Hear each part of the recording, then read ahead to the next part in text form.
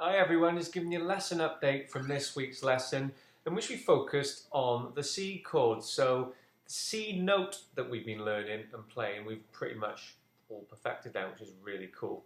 So basically, just to show you that again, our first finger is going to go on the B string and we're going to put it on the first fret. That's what gives us our C note. So if you remember, the difference between a note and a chord is a note is just one single note like that, whereas a chord is where we have more than one note played together at the same time.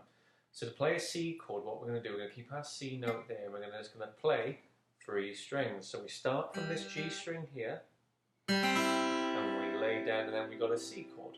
All right. The main thing though, and everyone when they first do it, what will happen is you may get it sounding like this.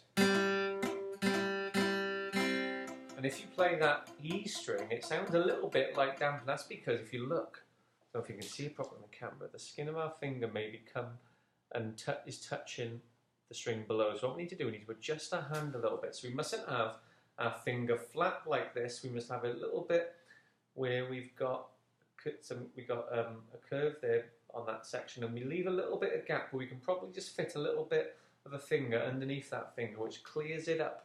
So we keep our thumb there though, as we normally do, and we just play 3 strings. So we have a little go at doing that, and having a little go at seeing how we can do it with different strumming patterns. And if you remember, for example, on page 24 of your books, I've got it here in front of me, you'll see that we've got these symbols here, which mean that they are half strums, okay? So these ones particularly. So it looks a bit like a half note, but instead of, remember, it's a half strum, which means we've got a C chord at the top, and we do a half strum. So for example, that page would be like this.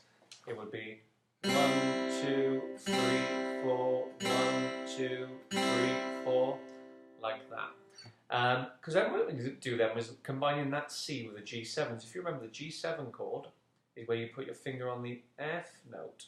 So you make an F note on the high E string, but then you play 4 strings. So what I want you to do for your practice this week, just get used to playing them.